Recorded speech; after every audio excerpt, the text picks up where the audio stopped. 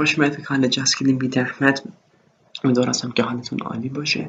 تو این ویدیو قرار است که صحبت بکنیم در مورد مشخصات کنسول ایکس باکس سریز ایکس، کنسولی که قرار است تو هالیدی 2020 و احتمالاً 2021 قرار است که ارائه بشه. میخوام تو این ویدیو ریاکت بکنیم به یکی از ویدیوهایی که از یوتیوبرهایی که به طور مستقیم دسترسی داشته به این کنسول و با تمام مشخصاتش میخوایم آشنا بشیم. امیدوارم که از این ویدیو لذت ببرید. حتما به کانالمون سابسکرایب بکنید، ویدیوهامون رو لایک بکنید و برامون کامنت بنویسید.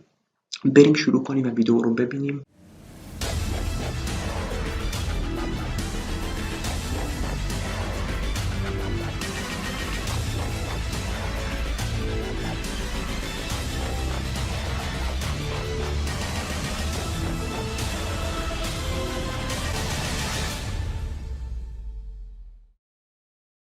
This is the Xbox Series X. It is real and I have it in my hands right now. Don't believe me? Well, let me show you. So, first of all, Microsoft were very kind to invite us out for a very early look at the Series X. Now keep in mind that this is not final hardware. I mean, this won't be shipping until almost the end of the year. However, it is definitely going to be our best look at what the next generation of console experience can really provide. واقعا جذاب به نظر من کاری که مایکروسافت انجام داد که نسبت 7-8 ماه قبل از اینکه کنسول عرضه بکنه به طور رسمی اجازه داد که استریمرها و یوتیوبرها بیان به طور مستقیم دسترسی داشته باشن و حتی بیان قطعات داخلی این کنسول رو ببینن و با این شفافیت اومد کار کرد. به نظر من کار خیلی تحسین برانگیزی است که همه دیولپرها و همه شرکت‌ها باید انجام بدن، از جمله سونی باید این کار احتمالاً انجام بده. In this video, not only am I giving you a sneak peek at what's inside the Series X, but on top of that we have gameplay and pretty much every spec you might want to know. So today is a very good day because I can actually walk you through exactly what is inside the Xbox. واقعا تصویراتو نگاه میکنه خیلی براش جالب هستش که این اجازه رو دادن که اومدن و کنسول رو باز کردن و تمام قطعاتی که شما مثلا تو اینجا میبینید همش وجود داره که فنش هستش، رادیاتورش هستش، همه چی اینجا هست و این حجم از اوپن بودن مایکروسافت واقعا قابل تحسین هستش. So, to start with, we have to look at the main board, or specifically the dual main boards. Because of the unique design of the Series X, it actually has a very... خیلی جالب است. اومده از یک شاسی استفاده کرده ایکس باکس وان ایکس که مین بوردش در دو سمت قرار میگیره. اصلا خودشون گفتن دوال مین بورد هست که یک مین بورد یک سمت شاسی قرار میگیره و یک مین بورد هم سمت دیگه شاسی قرار میگیره که رو هر کدوم از مین بوردها قطعات مختلف و متفاوتی قرار میگیره. Unusual cooling system. One of the things I'm most excited about is just how powerful the SoC inside the Series X is. So there's a lot to talk about here, but first I want to go over the actual CPU spec. So keep in mind, this is an SoC that has not only the CPU and the GPU on board, and yet they're able to fit 8 Zen 2 cores. خب اون چیزی که دیدیم اونجا اون بورد اصلی ایکس سریز ایکس بود، اون قلب تپنده‌ای که تو هر کامپیوتری قرار داره و خیلی جالبی هستش که سی پی یو و جی پی یو هر دوشون مثل آن بورد در کنار همدیگه قرار گرفتن روی بورد و کار پردازشی و گرافیکی رو انجام میدن. در مورد مشخصات سی پی یو قرار صحبت کنه و اینکه ایکس باکس سریز ایکس اومده از سی پی یو شرکت AMD استفاده کرده، کاری که توی کنسول‌های نسل قبل انجام شد. کلا رابطه کنسول‌ها شرکت AMD خیلی خوبه و هم از سی پی یو های AMD استفاده میکنن و همین جی پی یو های AMD استفاده میکنن. توی این کنسول هم باز هم اتفاق افتاده و از سی پی یو های نسل آخر AMD یعنی نسل زن 2 استفاده شده، نسلی که هنوز برای کامپیوترها هم عرضه نشده، ولی اومدن دیولپرهای مایکروسافت از این سی پی یو های زن 2 استفاده کردن. سی پی یو های 8 هسته‌ای که میتونه تو فرکانس ثابت 3.8 گیگاهرتز کار بکنه. That can clock all the way up to 3.8 gigahertz. And that's at some kind of like boost speed. It can run at 3.8 gigahertz sustained pretty much forever. And you have a couple of options if you're a developer with this guy. So if you want multi-threading, you actually have to drop from 3.8 to 3.6 gigahertz. But a lot of developers are probably going to be fine with 8 very fast cores on board. ببینید توی حوزه کامپیوتر مثلا تو کامپیوترها و پیکسی ها همیشه این چیزی که مطرح میشه فرکانس متغیر سی پی یو هست، یعنی فرکانس ثابت سی پی یو، فرکانس پایه مثلا میتونه 2.5 گیگاهرتز باشه، 2.8 گیگاهرتز باشه. وقتی سی پی یو تحت فشار قرار میگیره، تحت لود قرار میگیره، مثلا فرکانس میتونه بره تا 4 گیگاهرتز تا 4.8 گیگاهرتز. نسل‌های جدیدتر AMD رایزن یا نسل‌های جدیدتر سی پی های مثلا i9 یا i7 مثلا نسل نهم اینتل همشون فرکانس های 4.5 میگاهرتز 4.3 میگاهرتز رو میتونن تجربه بکنن. اما با همونطور که گفته شد این فرکانس همیشه متغیر هستش و هیچ قرار نیستش که روی فرکانس ثابت دستگاه شما کار بکنه، سی پی یو کار بکنه.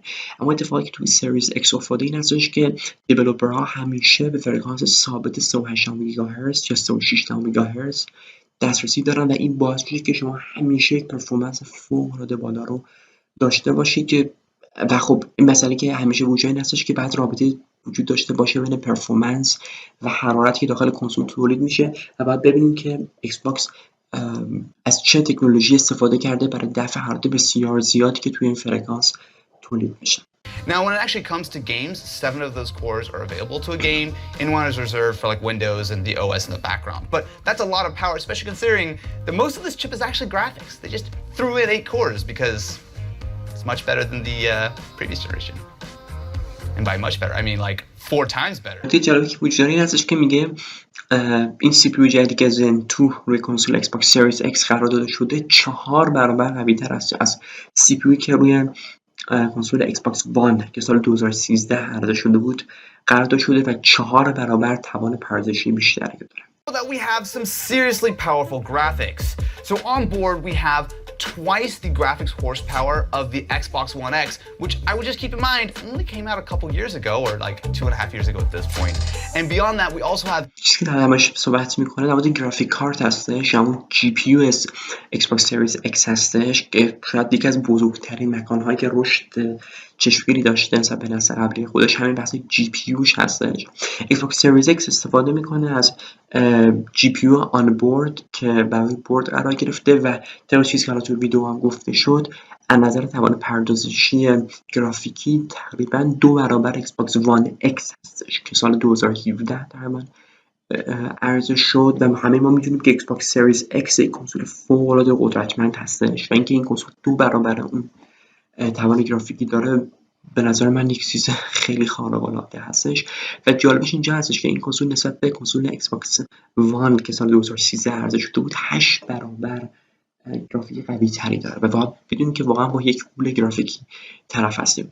تو این عکس هم فکر کنم تمام نسل کنسول‌های ایکس باکس میتونید ببینید به غیر از اون نسخه اولیه ایکس باکس که ایکس باکس 360 هستش، ایکس باکس وان هستش که سال 2013 عرضه شد که همیشه خیلی در موردش صحبت میشد که چرا این کنسول خیلی بزرگه و حجیمه و نظر توان و مشخصات گرافیکی و پردازشی هم واقعا کنسول ضعیفی بود و ایکس باکس اسلیم رو میبینید، اما ایکس باکس وان اس رو میبینید و در انتها هم که ایکس باکس وان اکس اومد و قوی ترین کنسول بود که تقریبا روی همه چی ارائه شده بود، حتی PS4 پرو هم قوی تر بود و در انتها هم که ایکس باکس سریز اکس که قرار هستش که اپیزودی عرضه بشه. 8 times the graphics horsepower of the original Xbox One. And there are a couple of really interesting things here. So first of all, this is taking advantage of AMD's brand new RDNA 2.0 architecture, which is not even out on the PC yet. And there's a lot that comes with that, and there are also some customizations that Microsoft has done specifically for the Series X. So for example, there is not only ray tracing built in, but also there's like some specific hardware and audio engines that have been built into the chip. But the GPU itself is massive. We're looking at 52 CUs running at 1825 MHz. خب خیلی جالب بود برام چیزی که اینجا گفته شد در مورد از جی پی یو که قرار گرفته روی این کنسول. این کنسول استفاده میکنه از جی پی یو نسل ناوی شرکت AMD که جدیدترین نسل از شرکت AMD برای کارت گرافیک و جی پی یو های خودش به کار برده. در واقع استفاده میکنه از معماری RDNA که هنوز برای پی سی ها هنوز عرضه نشده و نکته خیلی جالبی وجود هست. شما تو نسل قبلی همیشه هدف اولیه رسیدن به رزولوشن 1080p و اجرای بازی‌ها رو حالت 30 فریم بر ثانیه بود یا نرخ فریم 30 فریم بر ثانیه بودش، ولی کنسول‌های نسل جدید و مخصوصا ایکس باکس سریز اکس اون چیزی گفته شده هدف اولیه و اساسی خودش رو اجرای در واقع عناوین مختلف روی حالت 60 فریم بر ثانیه و رزولوشن 4K قرار داده که به نظر هم میرسه با مشخصاتی که اینجا میبینیم از این کنسول چه از نظر سی پی یو و چه از نظر جی پی یو واقعا بتونه به این هدف برسه و این رو برآورده بکنه و این میشه گفتش که شعار این نسل قرار گرفته، رسیدن به رزولوشن 4K و فریم ریت ثابت 60 هرتز که به نظر میتونه با کنسول ایکس باکس سریز اکس کاملا انجام بشه. Now, if you're not a speeds and feeds kind of person, that might not mean anything, but this is an incredibly huge graphics card, or GPU, I suppose, and it is running at very, very high clocks. So, with the Series X dev kit here, the first game I'm going to try is Minecraft. Now, this is no ordinary version of Minecraft. This is, to be fair, a very early technical demo, but this is incorporating ray tracing. So, یکی دیگه که دوباره ایکس باکس سریز ایکس خیلی روش بلند شده مایکروسافت مانور میده، در واقع مبحث ری تریسینگ، در واقع هاردویر اکسلراتد ری تریسینگ هستش، چیزی که قرار هستش که روی کنسول ایکس باکس سریز ایکس اجرا بشه. کلا روی تکنولوژی ری تریسینگ و تکنولوژی رهگیری پرتو که باعث میشه لینک پردازی در مورد خیلی جذابتر و واقعی‌تر باشن، بازتاب و سطوح خیلی جذابتر باشه، سایه ها خیلی دقیق‌تر و رزولوشن بهتری باشن و سریز ایکس قرار هستش که این موضوع ری تریسینگ رو بیاره به کنسول‌ها و با توجه به قدرت و توان پردازش گرافیکی این کنسول داره کاملا هم انجام شدنی هستش. تو اینجا می‌خوام یک دموی رو ببینیم از بکارگیری تکنولوژی ری تریسینگ توی بازی ماینکرافت. می‌خوام توی این ویدیو ببینیم که چه تأثیری میتونه داشته باشه. این یک دموی هستش که داره روی کنسول ایکس باکس سریز ایکس داره اجرا میشه. you can see, standard lighting looks like Minecraft as you expect. However, if I turn it on, the game is completely transformed. I mean, can you see the difference here? That's crazy. You can even see how the lava is like reflecting on the actual material of the rails. Oh, this is a really squeaky chair. How annoying is that when I shouldn't get up, huh? Not only is the lighting completely transformed, but you actually can see some real depth in the world that obviously when you have ray tracing off, it's fine. It's sort of very brightly lit as you're expecting with Minecraft. When you turn it on, it makes a huge difference. I mean, just look at the way that the torch is naturally reflecting. You actually can see how there's real texture and there's real depth in the gold. And if you look on this side, you can see the diamond here. It's really cool at how much this sort of brings the Minecraft world alive. And as we walk into this room with a bunch of glowstone and glass panes in front, with standard Minecraft lighting, it looks fine, but it really doesn't do much. You can just sort of see a little bit of light come through. When I turn on ray tracing, فکر کنم توی این قسمت دیگه کاملا واضح شده که چقدر ری تریسینگ میتونه اثرگذار باشه بر اون تجربه بصری که شما میتونید بگیری و تفاوتش تو ماینکرافت فوق‌العاده است. یعنی شما تو همین تصویر میتونید ببینید که این افکتایی که ایجاد میشه، نورپردازی‌هایی که ایجاد میشه چقدر طبیعی‌تر هستش و شما فقط دارید به تو اینجا به ماینکرافت نگاه میکنید و اگه مثلا به عناوین مانند گیرز آف وارز یا کنترل یا جی تی ای یا عناوینی که به خودی خودشون هم خیلی زیبا هستن نگاه بکنید، می‌بینید که چقدر ری تریسینگ میتونه اثرگذار باشه روی نسل بعدی و یکی از اون تکنولوژی هاست که خیلی صحبت شده در موردش که تو نسل نهم ری تریسینگ قرار هستش که بازی‌های مختلف رو متحول بکنه و ما امیدوار هستیم که واقعا چنین چیزی رو ببینیم به لطف کنسول‌های مانند سریز ایکس و PS5. completely changes the scene. You can see how it's almost like a rainbow effect and the light naturally sort of cascades. This is just a tech demo, so it is an early look at what ray tracing will do on the Series X. But I mean, it makes a huge difference. I mean, just look at that. That's crazy. Next, I have some gameplay of Gears 5 running on the Xbox Series X. Now, this is a very early build. It only took them a few weeks to get this up and running, and therefore, probably some other things are going to be tweaked and changed before it finally comes out. However, a couple of key things to keep in mind is that not only is this running at 4K 60 with all of the Ultra PC presets enabled, but they've even added some additional settings that were not even able to run on the PC or the Xbox One X. So, sit back.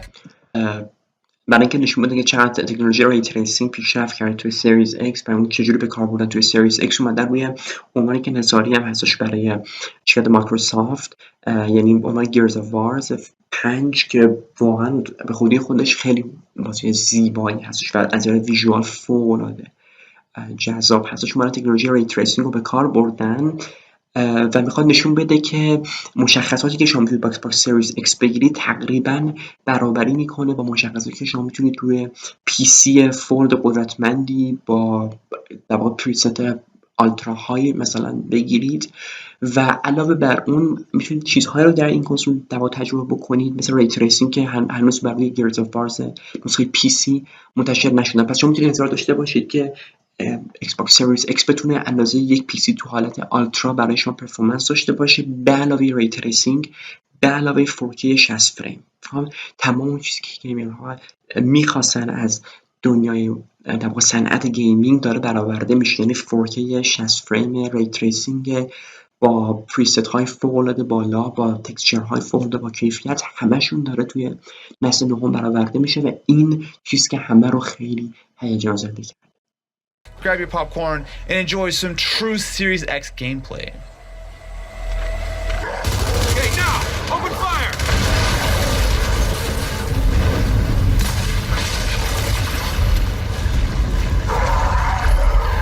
Now, we got an ass. Close the strike, close it up!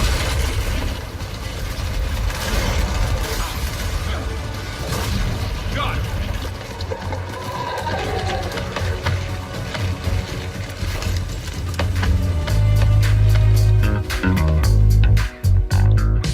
Feeding the SoC is a full 16 gigabytes of GDDR6 memory, which you can see is arranged around the chip like this.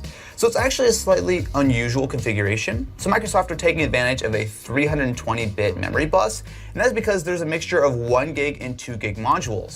Now, as the end user, you're probably not going to notice any of this, but as a developer, you actually have 2 classes of memory available. So there's 10 gigs of GPU optimized memory, which is essentially the fastest RAM for obviously the graphics. However, you also have a further 3.5 gigs, which can be played with. It's slightly slower, but you have to offload like your audio or something to that, and you can use that. Now, it's kind of interesting to think because on top of that, you have a further 2.5 gigs of RAM, which is partitioned off for like the OS and apps. خب این قسمتش خیلی برام جالب هستش. چون میاد در مورد جی پی یو صحبت میکنه، در مورد جی پی یو که کار رفته تو ایکس باکس سریز ایکس صحبت کردم. در جی پی یو گفتیم که قرارش از مموری RDNA استفاده بشه رو کنسول و حالا میخوام صحبت کنیم در مورد مقدار ویرم یا مقدار حافظه که برای جی پی یو قرار گرفته که 16 گیگابایت حافظه قرار گرفته. شما اگه مثلا بخواید با کارت گرافیک هایی که امروزه تو بازار هستن مقایسه بکنید، برای مثل کارت گرافیک RTX 2080 داره از 11 گیگابایت استفاده میکنه، سایر کارت گرافیک ها از 8 گیگابایت استفاده میکنن، ولی این کنسول اومده از 16 گیگابایت استفاده کرده که دیگه واقعا نشون میده هیچ باتل نکینگی وجود نخواهد داشت، هیچ گونه مشکلی از نظر مقدار حافظه گرافیک وجود نخواهد داشت. یا مهمتر از مقدار حافظه شاید پهنای باند باشه یا اون استانداردی که معمولا با GDDR نشون داده میشه که داره از نسل ششم در واقع این تکنولوژی استفاده میکنه، یعنی GDDR6 که پهنای باند به مراتب بالاتری از حافظه های GDDR5 که توی کنسول PS4 و Xbox One X در واقع قرار داده شده بود. بعد نظر بگیریم که از این 16 گیگابایت تقریبا 10 گیگابایتش با بیشترین سرعت یعنی 560 گیگابایت بر ثانیه در اختیار خواهد بود برای در واقع گیم دیولپرها که بتونن با اپتیمال مموری یعنی مقدار حافظه بهبود داده شده کار بکنن.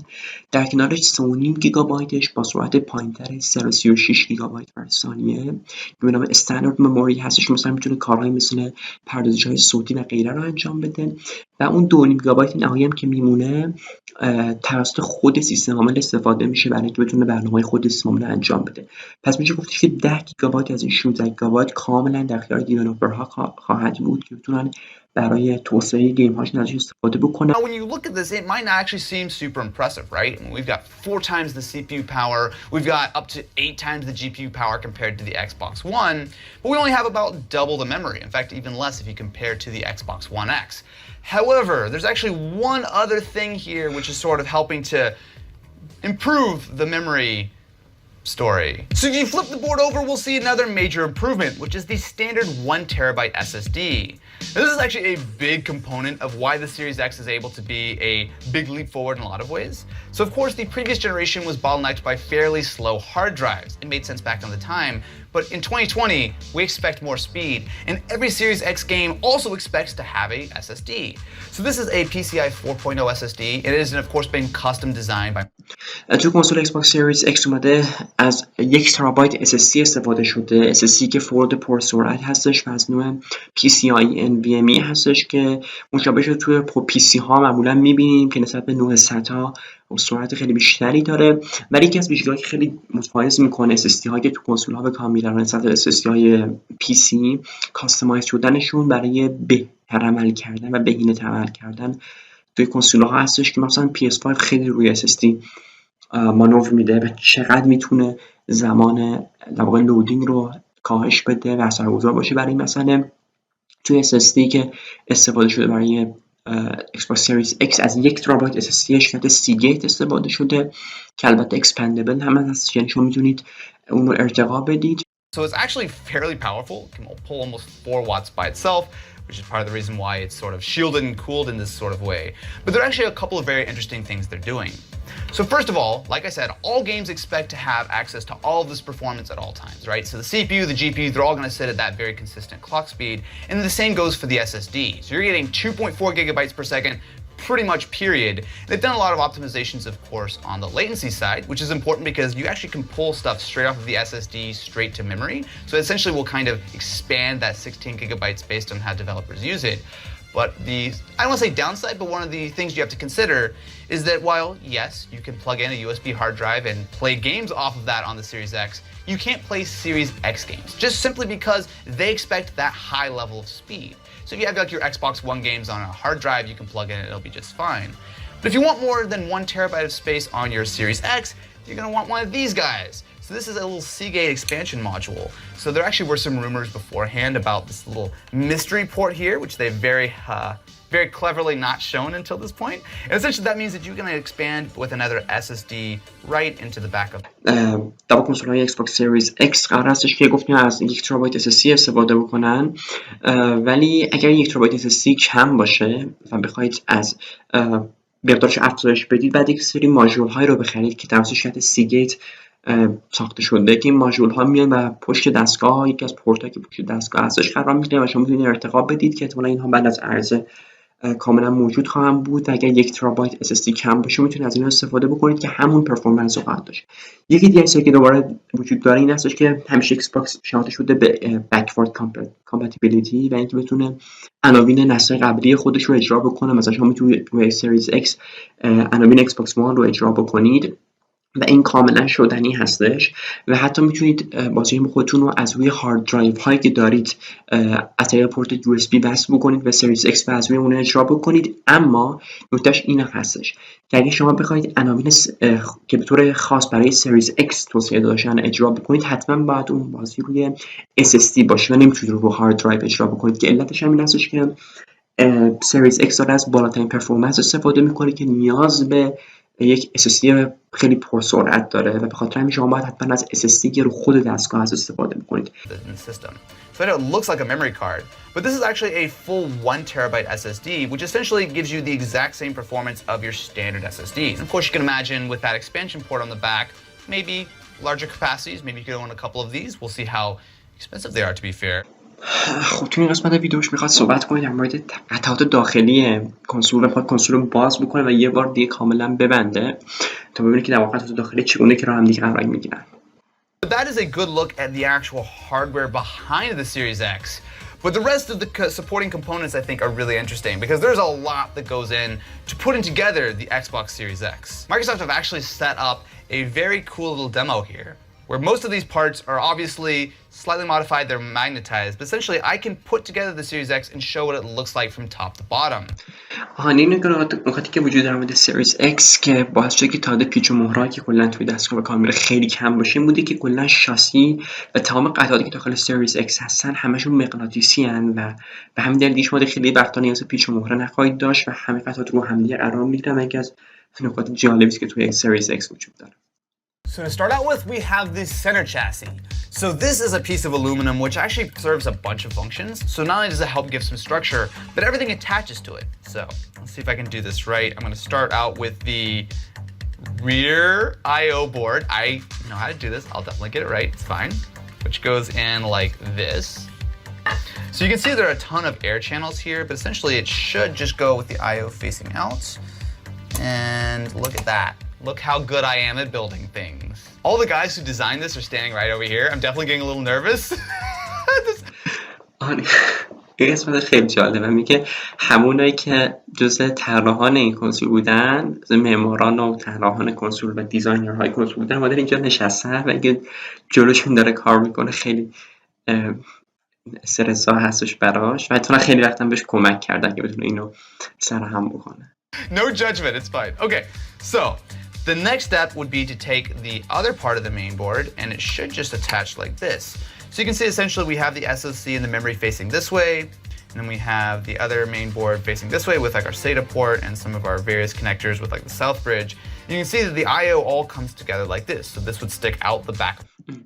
این که می‌بینید در واقع شاسی خود کنسول هستش که این قسمتی هم که نشون داده میشه اون قسمت آی او یا همون قسمت پورت‌های کنسول هستن که دیده میشه مثلا پورت لن کنسول هستش، این پورت اکسپنشن همون SSD هستش، پورت HDMI هستش که قرار گرفته برای کنسول و پورت‌های USB که حالا برای کاربردهای USB استفاده شده، همش روی این قسمت کنسول کاملا مشاهده میشن. The console. So with this level of power, there is a lot of, well, literal power flowing through the chip, and all of that has to go somewhere.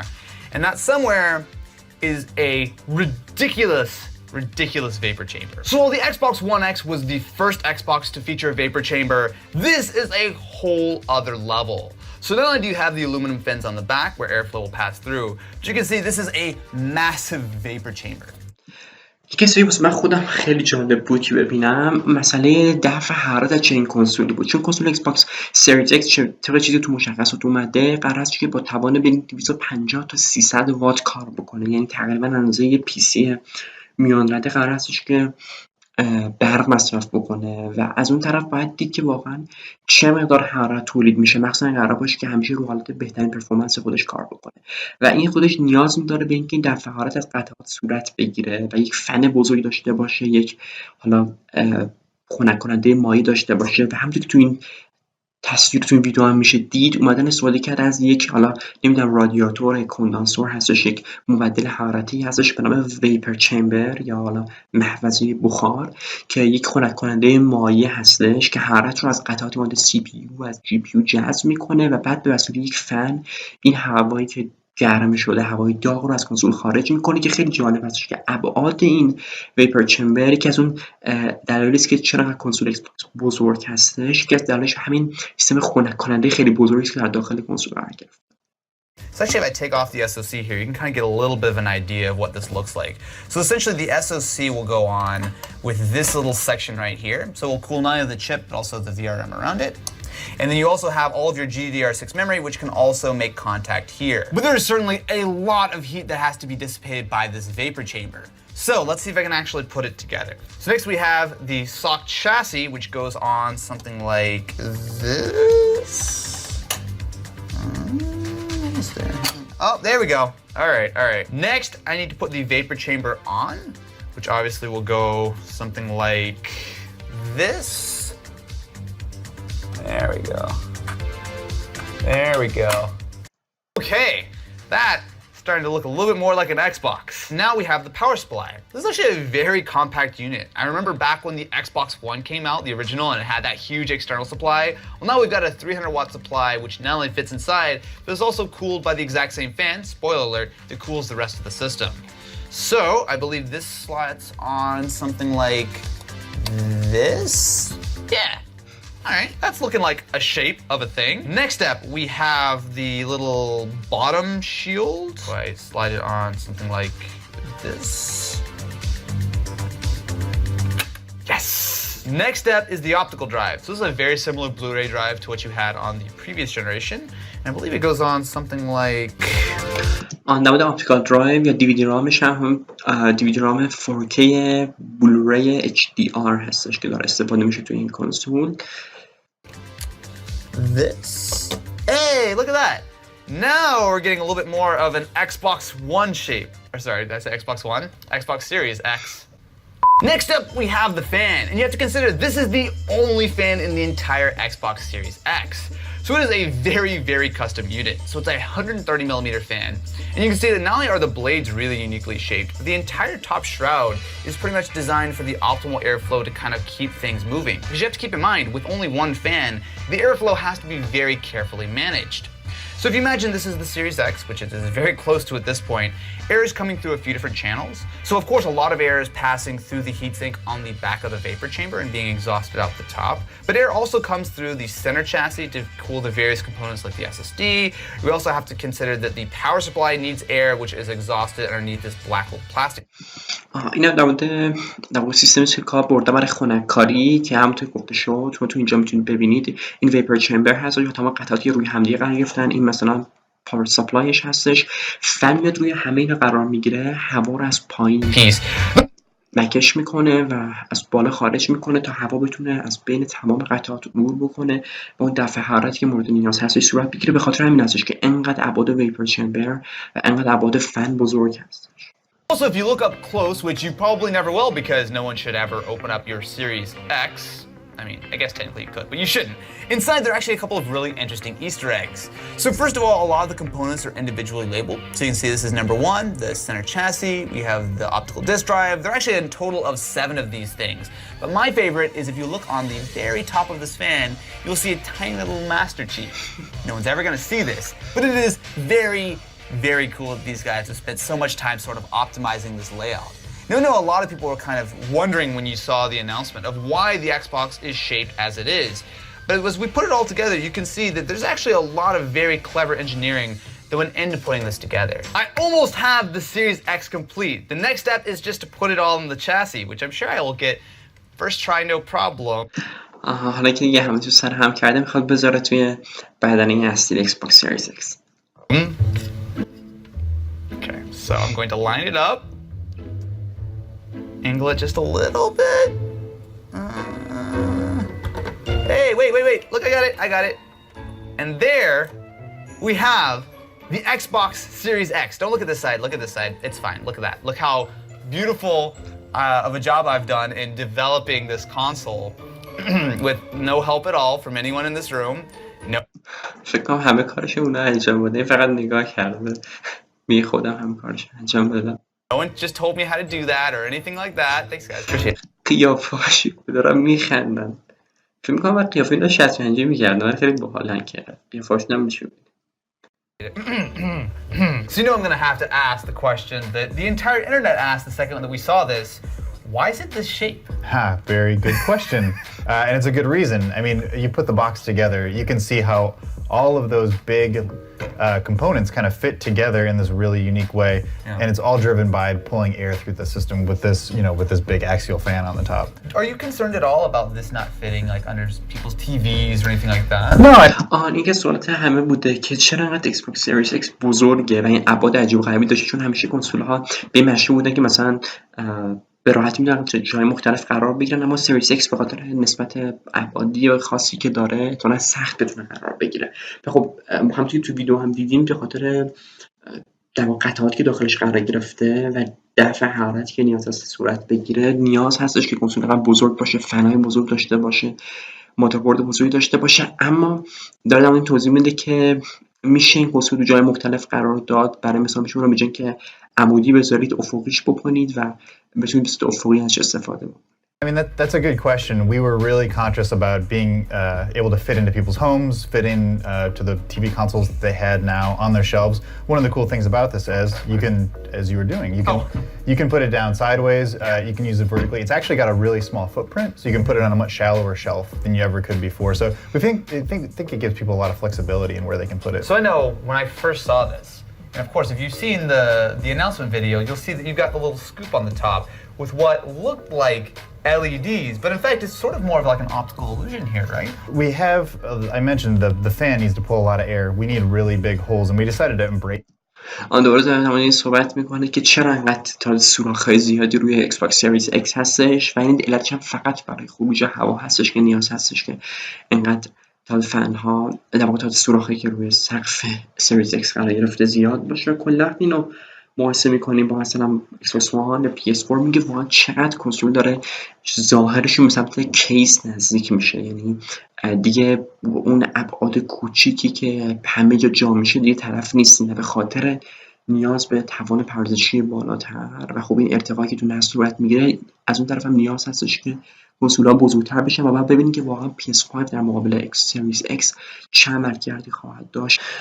توی اصلا ویدیو قرار هستش که صحبت بکنیم با یکی از مدیران شرکت ایکس باکس که صحبت بکنیم در مورد اینکه حالا سوالاتش رو در مورد این کنسول مطرح بکنیم، بشینیم و با هم ببینیم که چه چیزی برای گفتن داره.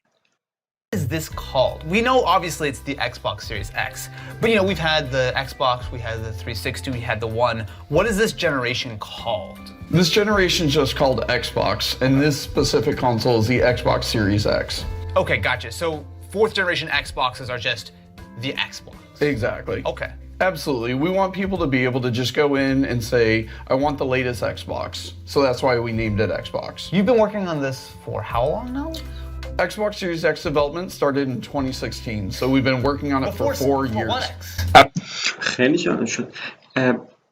میگه 4 ساله که دارم روی کنسول ایکس باکس سریز ایکس کار میکنه، یعنی 2016 کار میکنه، یعنی 2013 که ایکس باکس وان اومد، از 2016 دارم روی این کنسول کار میکنم. یا میگه که 2017 ایکس باکس وان رو وان ایکس رو بیرون دادن، الان 4 سال هستش که دارم روی سریز ایکس کار میکنن تا به این دستاورد حالا حوزه تکنولوژی برسن. این خیلی هم جالب است. Absolutely. I'm assuming it's got to be nice to finally show off your baby. That's why we're so excited to have you here, is to actually be able to start sharing more details about what the team's been working on for the last 4 years. Look, I've got to give you props. I did not realize, first of all, it's kind of crazy to me that you guys are being this upfront and open about a console, 6 months or whatever before launch. But on top of that, you've shown us so much stuff and we get to show so much in the video. Why are you guys being so open about this ahead of time? Aren't you afraid that people are gonna be like, oh, time to steal some notes or whatever? Or do you, what's the thought behind that? جالب این سوال فکر کنم همه هم هستش که چرا کلا شرکت مایکروسافت اینقدر اوپن بود نسبت به نشون دادن کنسولشون، اونم نزدیک به شاید 6-7 ماه قبل از عرضه کنسولشون، و حالا میخوام ببینیم که نظر که از مدیرانشون چیه. Honestly, we're just really proud with what we've actually built. You know, we've been working on this for so long, and it's finally great to just start sharing more details. And as we get closer to launch, we're really focused on showing what the platform can actually do and the awesome games you'll be able to play. You do consider this to be a new generation though, right? It's definitely... Yeah, like the technology inside of this generation is so transformative, and the kinds of gaming experiences you're going to be able to experience are just so fundamentally different, and it's really unlocked by all the power that we put in the box. Thank you very much for watching. If you enjoyed, make sure to subscribe to the channel because there's going to be a whole lot more on the Series X coming soon. خب امیدوارم هستم که از این ویدیو لذت برده باشید و اطلاعاتی که در مورد ایکس باکس سریز ایکس ارائه شد براتون جالب بوده باشه. حتما به کانال سابسکرایب بکنید، ویدیو هامون رو لایک بکنید. تا ویدیوهای بعدی حتما مراقب خودتون باشید. خداحافظ.